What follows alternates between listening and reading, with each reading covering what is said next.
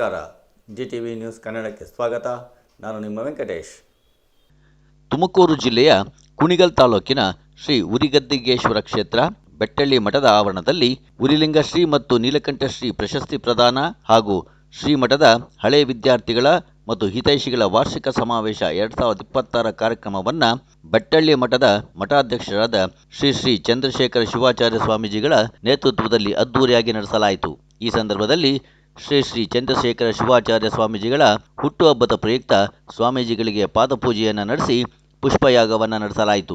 ಈ ಕಾರ್ಯಕ್ರಮದಲ್ಲಿ ನೆಲಮಂಗಲದ ಪವಾಡ ಬಸವಣ್ಣ ಮಠದ ಮಠಾಧ್ಯಕ್ಷರಾದ ಶ್ರೀ ಶ್ರೀ ಸಿದ್ಧಲಿಂಗ ಸ್ವಾಮೀಜಿಗಳು, ಹಲವಾರು ಮಠಗಳ ಮಠಾಧ್ಯಕ್ಷರು, ಕುಣಿಗಲ್ನ ಶಾಸಕ ಡಾಕ್ಟರ್ ರಂಗನಾಥ್, ಉರಿಲಿಂಗೇಶ್ವರ ಸಮೂಹ ವಿದ್ಯಾಸಂಸ್ಥೆಗಳ ಕಾರ್ಯದರ್ಶಿ ಹಾನ ರಾಮಕೃಷ್ಣಯ್ಯ, ರಾಷ್ಟ್ರೀಯ ಬಸವ ಪ್ರತಿಷ್ಠಾನದ ಅಧ್ಯಕ್ಷ ಸುರೇಶ್ SM, ಪೀಣ್ಯ ಕೈಗಾರಿಕಾ ಸಂಘದ ಅಧ್ಯಕ್ಷ DP Danappa, ಗಂಗಶಾಮಯ್ಯ, Rajanna, Rangaswamy, R Kumar, Basavaraju PS ಹಾಗೂ ಇನ್ನೂ ಅನೇಕ ಹಳೆಯ ವಿದ್ಯಾರ್ಥಿಗಳು, ಶ್ರೀಮಠದ ಭಕ್ತರು ಮತ್ತು ಅಕ್ಕಪಕ್ಕದ ಗ್ರಾಮಸ್ಥರುಗಳು ಭಾಗವಹಿಸಿದ್ದರು.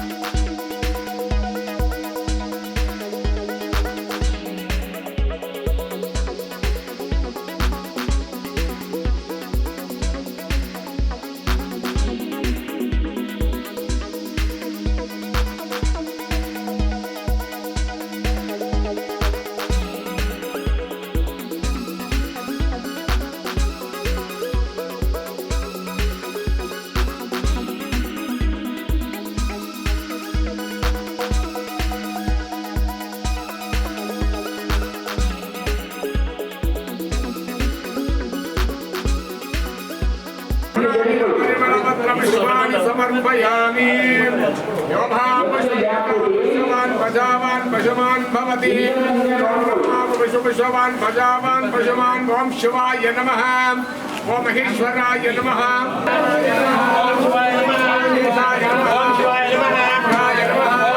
नमः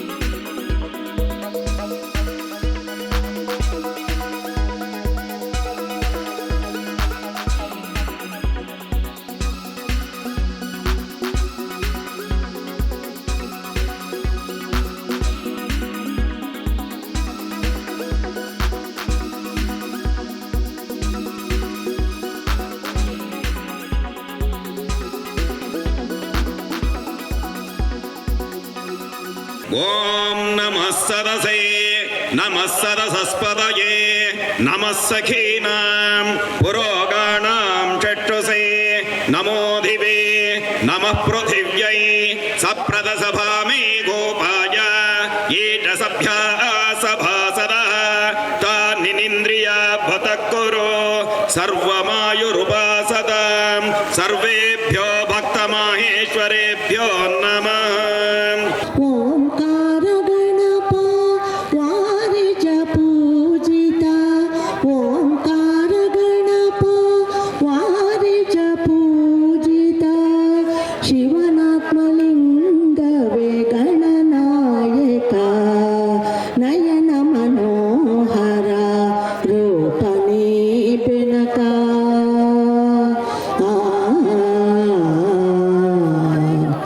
ಕ್ಷೇತ್ರನಾಥ ಶ್ರೀ ಉರಿಲಿಂಗೇಶ್ವರರಲ್ಲಿ ಪ್ರಣಾಮಗಳನ್ನು ಅರ್ಪಿಸುತ್ತಾ ಈ ದಿನದ ಕಾರ್ಯಕ್ರಮ ಶ್ರೀ ಗುರುಗಳ ಈ ಕ್ಷೇತ್ರದ ಅಧ್ಯಕ್ಷರಾದ ಶಟಸ್ಥಲ ಬ್ರಹ್ಮಿಯ ಶ್ರೀ ಚಂದ್ರಶೇಖರ ಶಿವಾಚಾರ್ಯ ಸ್ವಾಮಿಗಳವರ ಹುಟ್ಟುಹಬ್ಬದ ದಿನಾಚರಣೆ. ಇವರ ಹುಟ್ಟುಹಬ್ಬದ ದಿನಾಚರಣೆಯಲ್ಲಿ ನಾವು ಹಿಂದಿನ ಗುರುಗಳೆಲ್ಲರನ್ನ ಸ್ಮರಿಸುತ್ತಾ ಈ ಗುರುದೇವ ಕಾರ್ಯಕ್ರಮವನ್ನು ಈ ದಿವಸ ಹಮ್ಮಿಕೊಂಡಿದ್ದೇವೆ. ದೀಪ ಜ್ಯೋತಿ ನಮೋಸ್ತುತೆ ಅಸತೋ ಮಾ ಸದ್ಗಮಯ ತಮಸೋ ಮಾ ಜ್ಯೋತಿರ್ಗಮಯ ಮೃತ್ಯೋರ್ಮಾ ಅಮೃತಂಗಮಯ. ಓಂ ಶಾಂತಿ ಶಾಂತಿ ಶಾಂತಿ. ದೀಪಮೂಲೆ ಸ್ಥಿತೋ ಬ್ರಹ್ಮ ದೀಪ ಮಧ್ಯೆ ಜನಾರ್ದನಃ. ವರ್ಷದ ಪ್ರಾರಂಭದ ಕಾರ್ಯಕ್ರಮ ಇದು ಅಂತ ನಾವು ಹೇಳಿದ್ರೆ ತಪ್ಪಾಗಲಿಕ್ಕಿಲ್ಲ. ಮಠದಲ್ಲಿ ವಾರ್ಷಿಕ 5 ಕಾರ್ಯಕ್ರಮಗಳನ್ನು ಮಠದಿಂದ ಮಾಡ್ತಾ ಇದ್ದೀವಿ ನಾವು. ಮೊದಲ ಕಾರ್ಯಕ್ರಮ ಹಳೆ ವಿದ್ಯಾರ್ಥಿಗಳ ಕಾರ್ಯಕ್ರಮ ಆಯಿತು ಅಂತಂದರೆ, ಕಡೆ ಕಾರ್ಯಕ್ರಮ ಯಾವುದಪ್ಪ ಅಂತಂದರೆ ದೀಪೋತ್ಸವ ಕಾರ್ಯಕ್ರಮ ಆಗ್ತೈತೆ.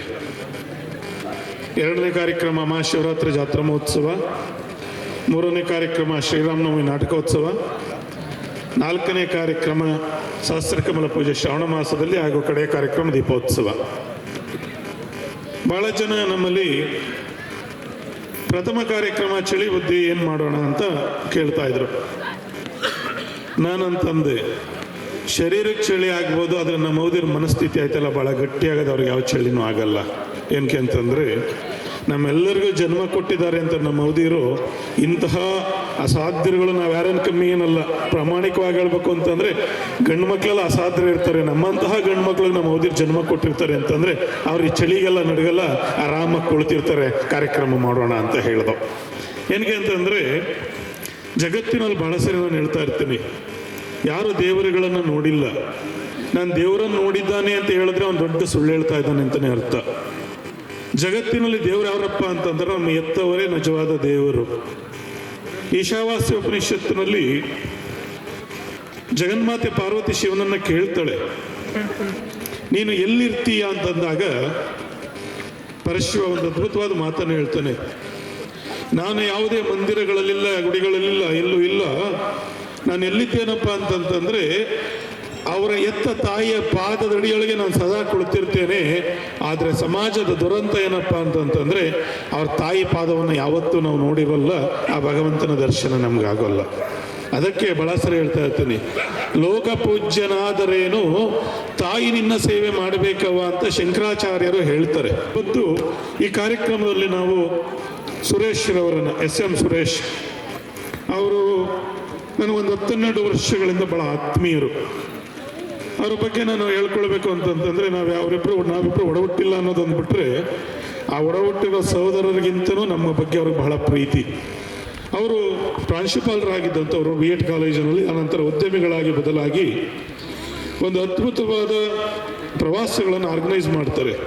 ಎಲ್ಲರೂ ಪ್ರವಾಸಗಳೆಂದ್ರೆ ಏನಪ್ಪ ಅಂದ್ಕೊಳ್ತಾರೆ ಅಂತಂದರೆ, ಏನೋ ಹೋಗಿ ಭಾಳ ಖುಷಿ ಪಟ್ಕೊಂಡು ಏನೋ ಬೆಳಗ್ಗೆ ಒಂದಷ್ಟು ಸಂಜೆ ಒಂದಷ್ಟು ಹಾಕ್ಕೊಂಡು ನಮ್ಮಲ್ಲೆಲ್ಲ ಭಾಳ ಜನ ಹಾಕ್ಕೊಳ್ತಾರಲ್ಲ, ಸರ್ಕಾರವನ್ನು ನಡೆಸುವಂಥ ಶಕ್ತಿ ನಾವು ಕೊಡ್ತಾ ಇದ್ದೀವಿ ಅಂತಲೂ ಹೇಳ್ತಿರ್ತಾರೆ ಭಾಳ ಜನ ಅದನ್ನು ಹಾಕ್ಕೊಂಡು. ಆದರೆ ನಮ್ಮ ಸುರೇಶ್ ಅವರು ವರ್ಷಕ್ಕೆ ಕನಿಷ್ಠ ಒಂದು 25-30 ವಿದೇಶಿ ಪ್ರವಾಸಗಳನ್ನು ಮಾಡಿಸ್ತಾರೆ. ಎಲ್ಲ ಪ್ರವಾಸಗಳಲ್ಲೂ ಯಾರಾದರೂ ಒಬ್ಬರು ಧರ್ಮಗುರುಗಳನ್ನು, ಸಾಹಿತಿಗಳನ್ನು, ಸಮಾಜ ಚಿಂತಕರನ್ನು ಕರೆದುಕೊಂಡು ಅವರ ಕೈಲಿಂದ ಪ್ರತಿ ದಿವಸ ಸಂಜೆ ಒಂದು ಅದ್ಭುತವಾದ ಸಂವಾದ ಮಾಡಿಸ್ತಾರೆ ಪ್ರವಾಸಿಗರುಗಳಿಗೆ. ಏನಕ್ಕೆ ಅಂತಂದರೆ ಪ್ರವಾಸ ಅನ್ನುವುದು ಬರೇ ಮೆದುಳಿಗೆ ಸಂತೋಷ ಕೊಡುವುದಲ್ಲ, ತನ್ನ ಬದುಕಿಗೂ ಸಂತೋಷ ಕೊಡಬೇಕು. ಇವತ್ತು ನಾನು ಮೊದಲು ಭಾಳ ಪ್ರವಾಸ ಮಾಡ್ತಾ ಇದ್ದು, ಒಂದು 7-8 ವರ್ಷಗಳಿಂದ ವಿದೇಶಿ ಪ್ರವಾಸಗಳನ್ನು ನಿಲ್ಲಿಸ್ಬಿಟ್ಟಿದ್ದು. ಯಾರು ಹೋಗ್ತಾರಪ್ಪ ಅಂತ. ವಾರ್ಷಿಕ 2-3 ವಿದೇಶಿ ಪ್ರವಾಸಗಳನ್ನು ಅವರು ಭಾಳ ಎಲ್ಲ ಕಾರ್ಯಕ್ರಮಕ್ಕೂ ಬನ್ನಿ ಅಂತಾರೆ. ಆದರೂ ಆಗಲ್ಲ ಅಣ್ಣ, ನನಗೆ ಕೆಲಸಗಳು ಜಾಸ್ತಿ ಇರ್ತವೆ. ಕಡೆಗೆ ಅವರ ಒತ್ತಡವನ್ನು ತಾಳಲಿಕ್ಕಾಗ್ದಲ್ಲ. ಆದರೂ ನಮ್ಮನ್ನು ಪ್ರತಿ ವರ್ಷ ಕನಿಷ್ಠ ಒಂದು 365 ದಿವಸಗಳಲ್ಲಿ ಒಂದು 25 ದಿವಸ ನಾನು ವಿದೇಶದಲ್ಲಿ ಇರ್ತೀನಿ ಅಂತ ಸಾಧ್ಯವಾಗಿದ್ದರೆ ಅದು ನಮ್ಮ ಸುರೇಶಣ್ಣವರೇ ಕಾರಣ ಅಂತ ಹೇಳಿದ್ರೆ ತಪ್ಪಾಗಲಿಕ್ಕಿಲ್ಲ. ಹಾಗಂತ ಅವ್ರಿಗೆ ಅಷ್ಟಕ್ಕೆ ಸನ್ಮಾನ ಮಾಡ್ತಾ ಇದ್ದೀವ? ಖಂಡಿತ ಅಲ್ಲ. ಪ್ರತಿ ತಿಂಗಳು ನಮ್ಮ ಮಕ್ಕಳ ಪ್ರಸಾದದ ಖರ್ಚುಗಳಿರ್ಬೋದು, ಯಾವುದೇ ಮಠದ ಕಷ್ಟಗಳಿರ್ಬೋದು, ಸಮಸ್ಯೆಗಳಿರ್ಬೋದು, ಅವ್ರು ಮೊದಲು ಹೇಳೋದು ಅಷ್ಟೇ, ಬುದ್ಧಿ ನಿಮ್ಗೆ ಏನೇ ಪ್ರಾಬ್ಲಮ್ ಇದ್ದರೂ ನನಗೊಂದು ಫಸ್ಟ್ ಕರೆ ಮಾಡಿ.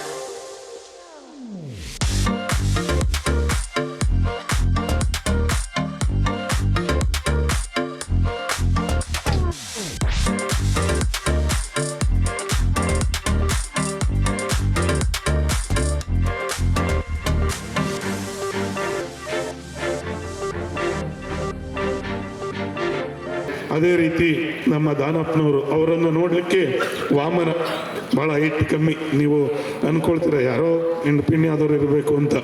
ಆದರೆ ಅವರ ಅಗಾಧವಾದ ಕರ್ತೃತ್ವ ಶಕ್ತಿ ಇದೆಯಲ್ಲ. ಇವತ್ತು ಪಿಣ್ಯ ಇಂಡಸ್ಟ್ರಿ ಅಂತಂದರೆ ಕನಿಷ್ಠ ಒಂದು 3-4 ಸಾವಿರ ಇಂಡಸ್ಟ್ರೀಸ್ಗಳಿದೆ. Macholi industry, Kamakshipalya industry, Peenya industry, ಇವೆಲ್ಲ ಇಂಡಸ್ಟ್ರೀಸ್ಗಳೆಲ್ಲ ಅಷ್ಟು 3-4 ಸಾವಿರ ಜನ ಇವರನ್ನು ನಂಬಿ ಟ್ರಸ್ಟ್ ಮಾಡಿ ಅಧ್ಯಕ್ಷರಾಗಿ ಕುಣಿಸಿದ್ದಾರೆ ಅಂತಂತಂದರೆ ಇವರ ಅಂತರಂಗದ ಶಕ್ತಿ ಎಷ್ಟಿದೆ. ಇವತ್ತು ನಾನು ಬಹಳ ಸರಿ ಹೇಳ್ತಾ ಇರ್ತೀನಿ, ಶಿಕ್ಷಣ ಕೂಡ ದೊಡ್ಡದಲ್ಲ. ಶಿಕ್ಷಣ ಕೊಟ್ಟಾದ ಮೇಲೆ ಅವ್ರಿಗೆ ಅನ್ನದ ಮಾರ್ಗ ತೋರಿಸೋದಿರ್ತಾಯ್ತಲ್ಲ, ಅದು ನಿಜವಾದ ಶಕ್ತಿ. ಇವತ್ತು ನಮ್ಮ MSME ಸಣ್ಣ ಮತ್ತು ಮಧ್ಯಮ ಕೈಗಾರಿಕೆಗಳ ಪಿಣ್ಯ ಇಂಡಸ್ಟ್ರಿಯಲ್ ಅಸೋಸಿಯೇಷನ್ ಅಧ್ಯಕ್ಷರಾಗಿ ಸಾವಿರಾರು ಜನ ಉದ್ಯೋಗಿಗಳನ್ನು ನಡೆಸುವಂತಹ ಕಂಪನಿಗಳಿಗೆ ಇವರೆಲ್ಲರ ಸಹಕಾರವನ್ನು ತೆಗೆದುಕೊಂಡು ಸರ್ಕಾರದಿಂದ ಏನಾಗಬೇಕು. ಈಗ ನನಗೆ ಬಂದಾಗ ನಮ್ಮ ಯಾರೋ ಒಬ್ಬರು ಶಿಷ್ಯರು ಬಂದು ಬುದ್ಧಿ ಒಂದು ಕೆಲಸ ಬೇಕು ಅಂತಂದ್ರು. ನಾನು ದಾನಪ್ಪನವ್ರಿಗೆ ನೋಡಿ, ದಾನಪ್ಪನವ್ರಿಗೆ ಒಂದು ಅವಕಾಶ ಮಾಡಿಕೊಟ್ಬಿಡಿ ಅಂತಂದೆ. ಅಲ್ಲೇ ಬರ್ಕೊಳ್ಳಪ್ಪ, ನಾನು ನಾಳೆ ರೆಫರ್ ಮಾಡ್ತೀನಿ, ಆ ಕಂಪ್ನಿಗೆ ಹೋಗಲಿ. ಇವತ್ತು ಉದ್ಯೋಗಗಳನ್ನು ದೊರಕಿಸ್ಕೊಳ್ಳೋದೇ ಕಷ್ಟ ಅಂತಹ ನೂರಾರು ಜನರಿಗೆ ಉದ್ಯೋಗನ ಸ್ವಯಂ ಇವರ ಕಂಪನಿಗಳಲ್ಲಿ ಕೊಟ್ಟು ಎಲ್ಲ ಕಂಪನಿ ಅಸೋಸಿಯೇಷನ್ ಅಧ್ಯಕ್ಷರಾಗಿದ್ದಾರೆ. ನಾನು ಅವ್ರಿಗೆ ಹೇಳೋದಿಷ್ಟೇ, ನೀವು ಇನ್ನೂ ಎತ್ತರದ ಸ್ಥಾನಕ್ಕೆ ಹೋಗಿ ನಮ್ಮ ಕೈಗಾರಿಕೆಗಳಿಗೆ, ಕೈಗಾರಿಕಾ ವಲಯಗಳಿಗೆ ಸರ್ಕಾರದಿಂದ ಏನಾಗಬೇಕು, ಆ ಸಣ್ಣ ಮತ್ತು ಮಧ್ಯಮ ಕೈಗಾರಿಕೆಗಳಿಗೆ ತಾವಿನ್ನೂ ಹೆಚ್ಚಿನ ಶಕ್ತಿಯನ್ನು ತುಂಬುವ ಮುಖೇನ ಆ ಭಗವಂತ ನಿಮಗೆ ಹೆಚ್ಚು ಶಕ್ತಿಯನ್ನು ಕೊಡಲಿ ಅಂತ ಶ್ರೀ ಕ್ಷೇತ್ರದಿಂದ ಅವರಿಗೆ ನೀಲಕಂಠ ಶ್ರೀ ಪ್ರಶಸ್ತಿಯನ್ನು ಕೊಡ್ಮಾಡ್ತಾ ಇದ್ದೇವೆ.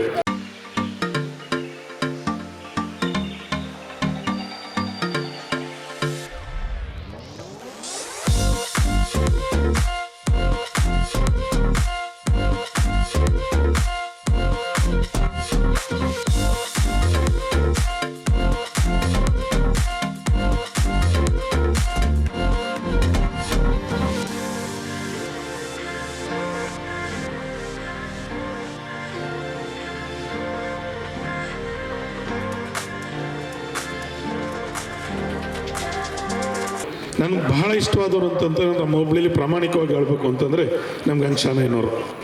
ಏನಕ್ಕೆ ಅಂತಂದರೆ ನಮ್ಮ ಹುಬ್ಳಿಲಿ ನಾವು ಜಿಲ್ಲಾ ಪಂಚಾಯತಿ ಮೆಂಬರ್ ಆಗೋದು ದೊಡ್ಡದಲ್ಲ ಅಲ್ವರ ಜನರೇ, ಎಲ್ಲರಿಗೂ ಶಕ್ತಿ ಇರ್ತದೆ ಅವ್ರ ಹುಬ್ಳಿಲಿ. ಆದರೆ ನಮ್ಗೆ ಅಂಶಾನಯ್ಯನವ್ರು ಎಲ್ಲಪ್ಪ ಆದ್ರು ಅಂದ್ರೆ ಕೊತ್ಕೆರೆಯಲ್ಲಿ ಜಿಲ್ಲಾ ಪಂಚಾಯತಿ ಮೆಂಬರ್ ಆದರು. ಅದೇನೋ ರಿಸರ್ವ್ ಕಾನ್ಸ್ಟಿಟ್ಯೂನ್ಸಿನೂ ಅಲ್ಲ, ಇವರು ಜನರಲ್ಲೇನೆ. ನಾನು ಕೇಳಿದೆ ಹೆಂಗಾದ್ರಿ ಅಂತ. ಏನೂ ಗೊತ್ತಿರಲಿಲ್ಲ. ಅಲ್ಲಿದ್ದವರು ಒಂದಷ್ಟು ಜನ ಬಂದರು, ನಮ್ಮ ಕೊತ್ಕೆರೆ ಒಬ್ಳಿಗೆ ನಿಂತ್ಕೊಳ್ಳಿ ಅಂತ ಅಂದರು. ಹೋಗಿ ನಾಮಿನೇಷನ್ ಹಾಕ್ತೆ, ಅವರೇ ಓಡಾಡ್ಕೊಂಡು ಎಲೆಕ್ಷನ್ ಮಾಡಿದ್ರು, ಕ್ಯಾನ್ವಾಸ್ ಮಾಡಿದ್ರು, ಗೆದ್ದುಬಿಟ್ಟೆ ಬುದ್ಧಿ. ನನಗೆ ಆಶ್ಚರ್ಯ ಆಯಿತು. ಆಮೇಲೆ ನಾನು ಭಾಳ ಬೇಕಾದವ್ರನ್ನ ಕೇಳಿದೆ, ಹೆಂಗೆ ಗೆದ್ರು ಗಂಗಶಾನಯ್ಯನವ್ರು, ಏನಾದರೂ ವಿಶೇಷ? ನಿಮ್ಗೆ ಗೊತ್ತಿಲ್ಲ ಬುದ್ಧಿ, ಅವರು ಏನೂ ಮಾಡ್ಕೊಂಡಿಲ್ಲ ಇಡೀ ಜೀವನದಲ್ಲಿ. ಬರೀ ಪಾಠ ದೇವಸ್ಥಾನಗಳು. ಇಡೀ ನಮ್ಮ ಹೋಬಳಿಲಿ ಹೆಚ್ಚು ಕಮ್ಮಿ ಒಂದು 25 ದೇವಸ್ಥಾನಗಳು ಅವ್ರ ಮುಂದಾಳತ್ವದಲ್ಲಿ ಅದ್ಭುತವಾಗಿ ಕಟ್ಟಿಸಿದ್ದಾರೆ.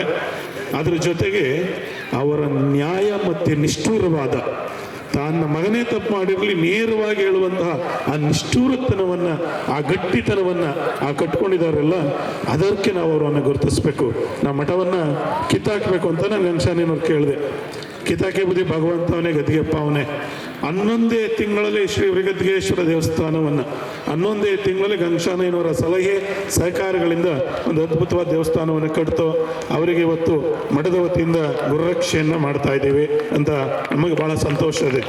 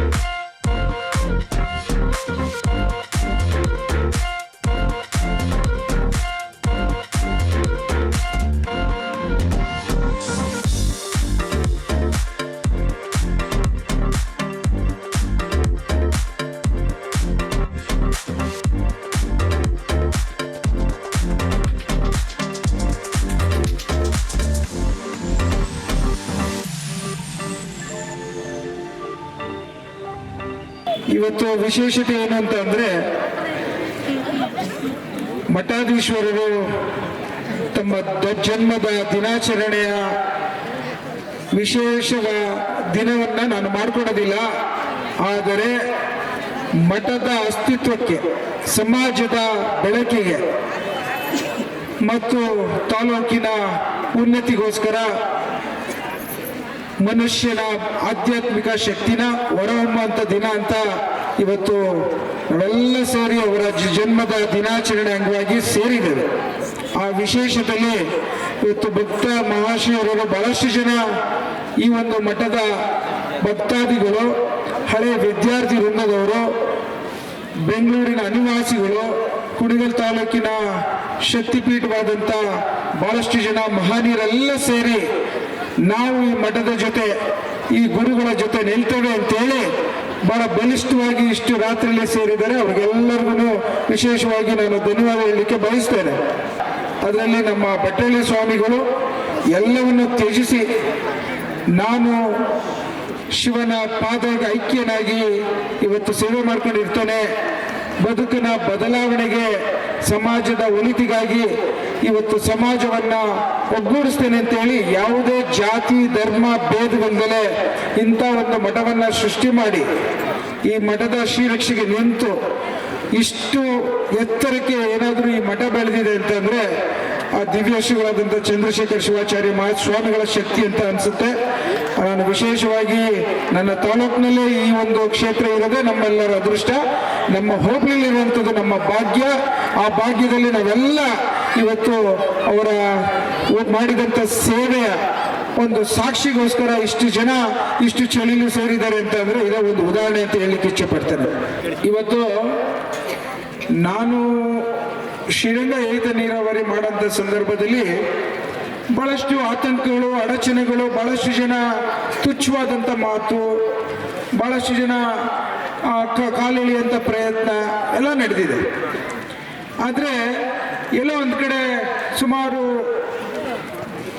4-5 ವರ್ಷದ ಒಂದು ಶ್ರಮ, ನಮ್ಮ ನಿಕಟಪೂರ್ವ ಸಂಸದರಾದಂಥ DK ಸುರೇಶ್ ಸಾಹೇಬ್ರವರ ಮಾರ್ಗದರ್ಶನ ಮತ್ತು ಈ ಮಠದ ಒಂದು ಶಕ್ತಿ, ವಿಶೇಷವಾಗಿ ನನಗೆ ಶ್ರೀರಂಗ ಏತ ನೀರಾವರಿ ಇತ್ತಾನೆ ಯಾರು ಬಂದು ಹೇಳಿದ್ರು, ರಾಮಚಂದ್ರಪ್ಪರು ಹೊಸೂರು ಊರಿಗೆ ನಮ್ಮ ಕೆರೆಗೆ ನೀರು ತಂದುಕೊಟ್ರೆ ಧನ್ಯವಾದಗಳು ಅಂತ.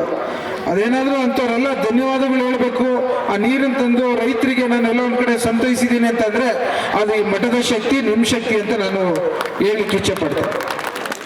ಅದೇ ರೀತಿ ಇವತ್ತು ನಮ್ಮ ಗುರಿ ಇರೋದು 1,000 ಕೋಟಿ ರೂಪಾಯಿದು ಏನಾದರೂ ಲಿಂಕ್ ಕೆನಾಲನ್ನ ಗೊರು ಡ್ಯಾಮಿಂದ ನೀರನ್ನು ತಂದು ನಾನು ಇಡೀ ಕುಣಿಗಲ್ ತಾಲೂಕಿಗೆ ಪ್ರತಿಯೊಂದು ಕೆರೆಗೆ ತುಂಬಿಸ್ತೇನೆ ಅಂತ ಅನ್ನೋದು ನನ್ನ ಮನಸ್ಸಲ್ಲಿ ನನ್ನ ತಂದೆ ತಾಯಿ ಆಶೀರ್ವಾದ ಇದ್ದು ನಾನು ಮಾಡ್ತೇನೆ ಅಂತ ಹೊರಟಿದ್ದೇನೆ ಅಂತ ಅಂದರೆ ಅದು ಮತ್ತೊಮ್ಮೆ ಈ ಮಠದ ಕಾಣಿಕೆ ಅಂತ ನಾನು ಬಲವಾಗಿ ಹೇಳಲಿಕ್ಕೆ ಇಚ್ಛೆ ಪಡ್ತೇನೆ. ಸಿದ್ಧಲಿಂಗಪ್ಪನ ಆಶೀರ್ವಾದ, ಈ ಮಠದ ಆಶೀರ್ವಾದ ಸದಾಕಾಲ ಇದ್ರೆ ಯಾವುದೇ ಎಷ್ಟೇ ಅಡಚಣೆಗಳು ಬಂದರೂ ನಾನು ಆ ಕಾರ್ಯವನ್ನು ಪರಿಪೂರ್ಣತೆಯಲ್ಲಿ ಮಾಡ್ತೇನೆ ಅನ್ನೋ ಮಾತನ್ನ ಇವತ್ತು ನಾನು ಈ ವೇದಿಕೆ ಮೂಲಕ ಹೇಳಲಿಕ್ಕೆ ಇಚ್ಛೆ ಪಡ್ತೇನೆ.